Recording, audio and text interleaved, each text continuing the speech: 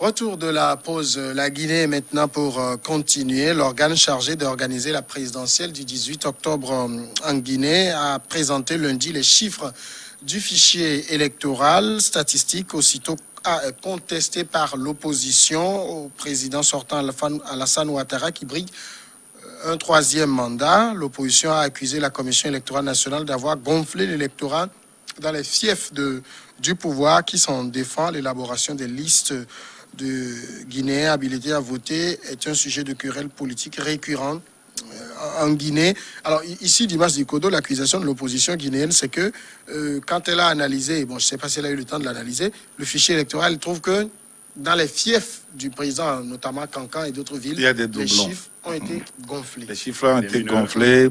Il y a des mineurs qui sont inscrits sur la liste électorale. Il y a des doublons, des triplons, voire des quadruplons. Oui, des morts qui ont toujours leur nom sur le fichier. Et donc, ça veut dire que les morts vont voter, les mineurs vont voter, les gens vont voter 2 ou 3 fois. Et c'est ce que l'opposition dénonce. Bon, qu'à cela ne tienne. Vous pensez que, sincèrement, Alpha Condé peut faire autre chose que ça pour pouvoir gagner? Ce n'est pas possible.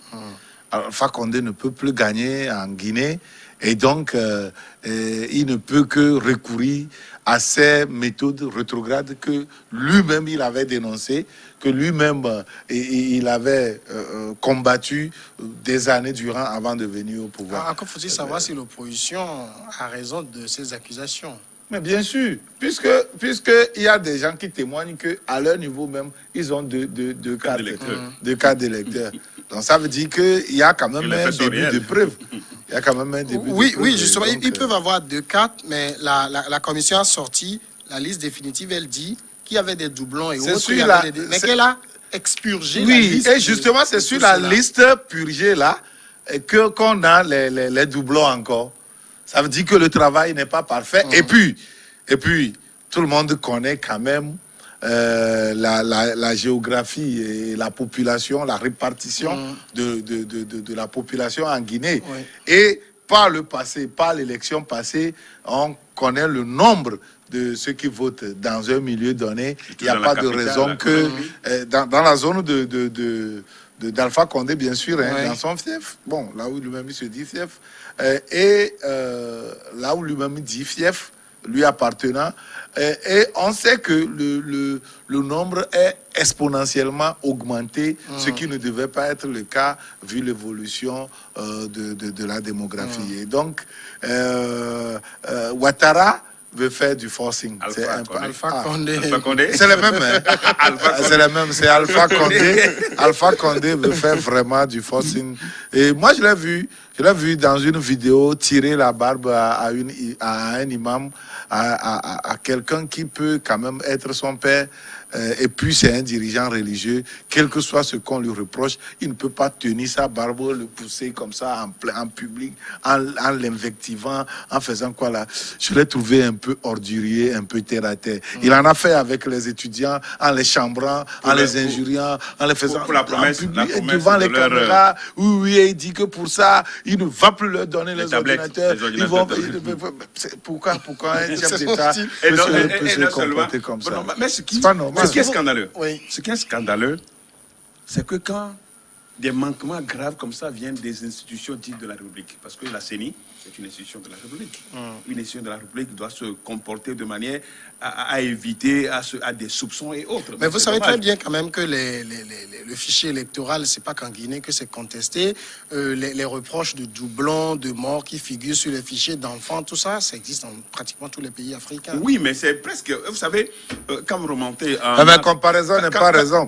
C'est pas parce que ça existe ailleurs que... Quand vous remontez déjà c'est une bonne chose. Je crois que les experts de la CEDEAO, les experts de la francophonie, de l'Union africaine ont quitté, ont boycotté la suite des travaux d'expertise pour ne pas envoyer des observateurs lors des dernières élections, des élections. Mais c'est vrai quand même que même s'ils n'étaient pas là, mais les résultats ont été... les résultats, ça n'a pas empêché les résultats. Bon, donc, mais cette fois-ci, le fichier a quand même été audité par au moins 7 experts envoyés par la CEDEAO. Les experts, jusqu'à présent, jusqu'à présent, les experts n'ont pas... Je crois que les experts vont rendre leurs travaux et de manière secrète. Voilà, c'est ce qu'on a dit. Hein, que ça ne sera pas publié. Donc, comme ça ne sera pas publié, qui va savoir exactement ce que cela contient? Les coquilles, les doublons et tout ce que cela comporte. Donc, quand vous prenez Cancan, où il y a plus de 1 million, 1 million 300 électeurs par rapport à Conakry. Hein, voilà, à Conakry, la capitale. Conakry qui a 1 million d'électeurs par rapport à Cancan qui a 1 million 300. Donc, vous imaginez déjà, vous voyez déjà ce qu'on peut... Parce que Conakry, c'est le fief presque comme toutes les capitales. Hein, elles sont déjà acquises. Le fief de l'opposition. Donc, vous imaginez ce que déjà Alpha Condé est en train de préparer. Donc, c'est dire que pour nous, la CEDEAO, hein, parce qu'un troisième mandat qui est contesté un peu partout, dans presque toute la Guinée, la CEDEAO n'a pas le droit, hein, d'envoyer des experts pour ces élections. Plutôt, comment dire à Alpha Condé que ce qu'il est en train de faire, ça risque de basculer la Guinée. C'est ce qui était important. Maintenant, le fait d'envoyer des experts pour une candidature qui est contestée, c'est dire que de manière indiscrète, on est en train de cautionner la candidature d'Alpha Condé. Et c'est comme ça, ça va se... Alors, ça va se finir. L'opposition a quand même des chiffres très précis. Quand vous prenez, par exemple, Cancan, Cancan compte plus d'1 million d'électeurs aujourd'hui, donc soit 22% des inscrits. Oui. Mais quand vous prenez le fief de celui d'Alain Diallo, qui est l'abbé, c'est 8% d'inscrits. Et l'opposition est encore très précise. Elle parle de Mandiana. Mandiana, dans la région de Cancan, toujours dans le fief, qui compterait aujourd'hui 200 000 électeurs. On est en 2020. Alors qu'en 2010, il y avait 84 000 électeurs. Je ne sais pas si les femmes de Mandiana sont très productives. De 84 000 à 200 000. Non, c'est des doublons. Il y a eu l'exode rural. C'est des triplons. Il y a même des quadriplons là-bas. Et puis, il y a comment on l'appelle? Il y a même les morts qui ne sont pas estimés. Donc, ils vont revenir voter. Et puis, et voilà. Mais est-ce qu'il faut s'en inquiéter dans la mesure où les bureaux de vote, il y a toujours des représentants de l'opposition? Ouais, tous les partis politiques sont représentés. Il faut s'en inquiéter parce que ces représentants, dans certains milieux, même s'ils revendiquent, on les fait constater et ça s'arrête là. Et beaucoup d'autres aussi ne maîtrisent pas bien la procédure, comment faire pour que ça soit valide. Parce que quand vous allez faire constater la chose, beaucoup de gens oublient qu'il faut un agent assermenté pour venir constater la fraude, pour que ça soit véritablement... Voilà. Et ce n'est pas facile. Donc, ils veulent faire un passage en force. C'est vrai que si ces représentants sont réellement vigilants, ils peuvent dénoncer un certain nombre de choses. Est-ce que ça va changer les résultats? C'est la question qu'il faut se poser. Je crois quand même que ce dont on a droit de s'en inquiéter aujourd'hui, comme moi je l'ai toujours dit, depuis 2010, c'est ça, depuis 2010 qu'il est venu au pouvoir, je me suis toujours inquiété et je me suis toujours peiné, attristé par rapport au nombre de morts aux manifestations politiques pour dénoncer sa mauvaise gouvernance, pour dénoncer son désir de vouloir faire, sa tentative de faire le troisième mandat. Il avait dit non, qu'il ne voulait pas, même les confrères, vos confrères de RFI de France 24, il était furieux. Il était furieux dans sa réponse pour dire, mais pourquoi c'est ça qu'il était? Il n'a jamais dit qu'il va se présenter. Finalement, aujourd'hui, c'est acté, il veut faire un troisième mandat. Et c'est pour lui, personnellement, je suis très attristé. Parce que voyant son parcours de l'opposant, c'est un grand échec. C'est un grand échec pour toute l'Afrique. Comment vous l'appelez? Lassana Conté. Et tout ce qu'il a enduré. Aujourd'hui, il est en train de foutre la Guinée encore dans les mêmes travers. Ce qui n'augure pas une démocratie enracinée. Donc, on tend vers les fraudes, des élections frauduleuses en Guinée, parce qu'il n'y va pas pour perdre. Il n'y va pas pour perdre. Et d'ailleurs, ce sont les femmes qui ont cotisé. Pour payer sa caution. Ce sont les femmes qui ont cotisé pour payer sa caution. Et il était fier. Il était fier. Tout ça, là, on connaît dans des pays dans des pays, comment on l'appelle, des pays de Maman, hein, dans les pays de Maman. Au Gondwana. Mais ça montre aussi qu'Alpha Condé n'est pas seul. Il a des soutiens, c'est ce qu'on semble oublier. Hein. C'est ce qu'on a toujours dit, on a des soutiens. Si jamais, ça vire au pire, hein, demain, pour Alpha Condé. On ne le souhaite pas. Non, on ne le souhaite pas. Mais vous allez voir qu'il n'y a personne derrière, il va rester seul. Finalement, c'est ça. Il finit par rester seul, comptable devant le peuple. Alors, puisque c'est le cas de Cancan, par exemple, qui préoccupe l'opposition, l'argument que donnent les représentants du pouvoir, c'est que Cancan est l'objet d'une forte migration parce qu'il y a de l'or là-bas. Et donc, au moment de l'enrôlement, il y avait une forte migration vers Cancan. D'où le nom. Avant, il n'y avait pas une zone d'attraction massive. Avant, il y avait pas de l'or. C'est une zone orifère. Donc. Avant, il n'y avait pas de l'or. Non, c'est désagréable. Et aujourd'hui aussi, j'ai suivi encore l'autre aspect, la raison qu'il donne aussi, c'est le fait que en Guinée, à Conakry, il y a toujours des manifestations. Donc les gens ont migré. Hein, pour mieux vivre, les gens ont migré vers Cancan pour être à l'abri on signale que Cancan a manifesté il y a quelques semaines pour l'électricité. Hein. Depuis 10 ans, Cancan, fief du président, n'a pas d'électricité. Vous voyez, vous imaginez. Ça fait pitié. Et quel est le bilan? Le bilan ça fait pitié. qu'on peut dresser. Si vous pouvez être chef de l'État et chez vous-même, dans votre fief, vous ne pouvez même pas apporter l'électricité. Et de l'eau potable à vivre. Je ne sais pas ce que vous pouvez faire encore. Parce que même un simple député comme Jerry Tama a apporté de l'électricité dans son fief, pas plus qu'hier.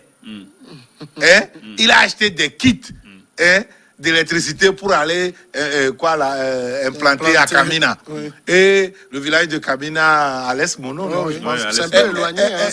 Est vraiment éclairé à partir de la nuit passée. C'est un simple député. Et puis qui n'a pas longtemps fait dans la politique. Il était dans les affaires quand il a quitté l'armée.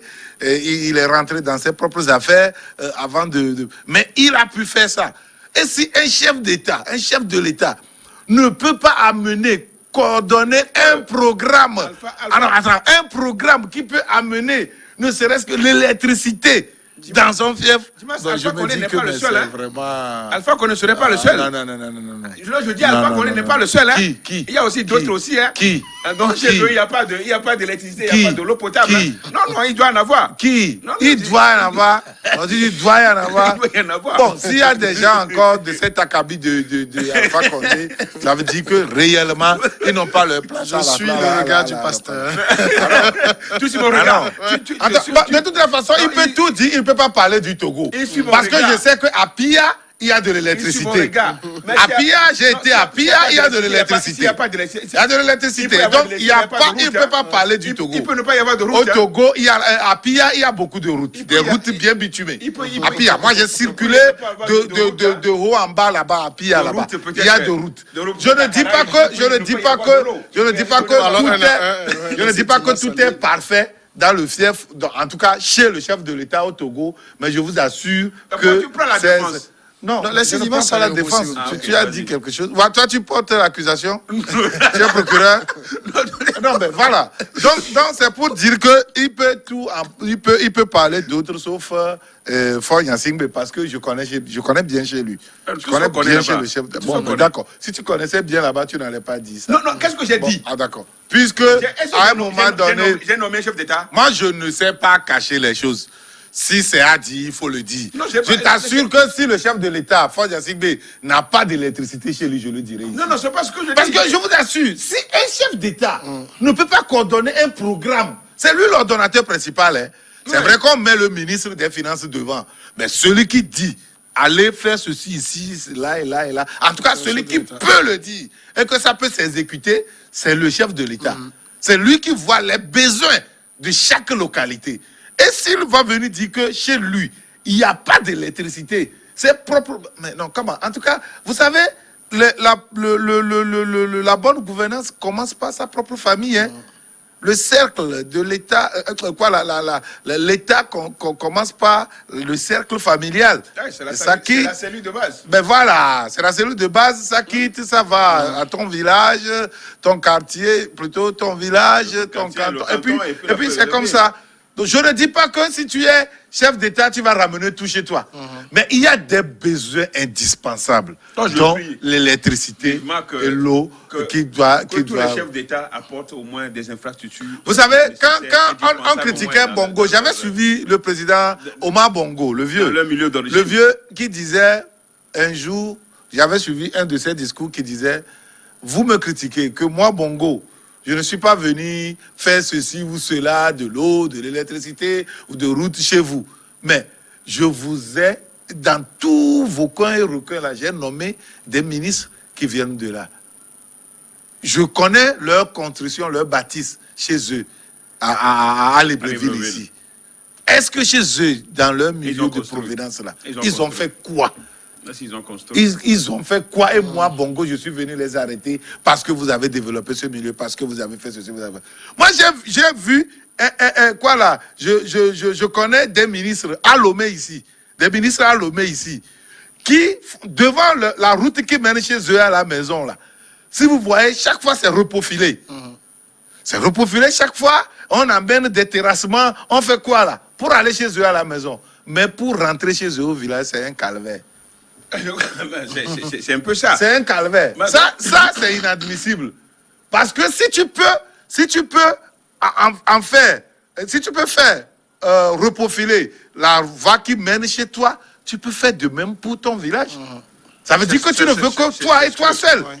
Tu oublies ton milieu. La situation. C'est inadmissible. La situation en Guinée, je crois quand même que ce fichier-là dont nous parlions tout à l'heure, décidément, Alpha Condé, ayant cette volonté de vouloir avoir le troisième mandat et de l'avoir, parce qu'une chose est d'être candidat, une autre est d'être élu. Voilà. Mais lui, il part pour gagner, parce que quand vous suivez ses propos, c'est pour aller, par ce coup de force-là, avoir ce troisième mandat. Et comme on le disait tout à l'heure, c'est dommage. Juste pour dire que c'est dommage.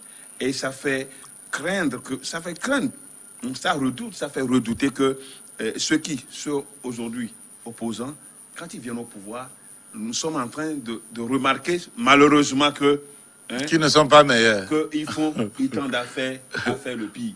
Et ça, c'est un constat. C'est vous les opposants. C'est un constat. Et donc, c'est vous les opposants. Je pense que ça ne doit pas être ainsi. Ils doivent venir pour faire mieux, en tout cas, que leurs prédécesseurs. D'accord. Les deux opposants. Moi, je scrute ces faits, gestes à la mairie. La pause maintenant. Je le vois de très près.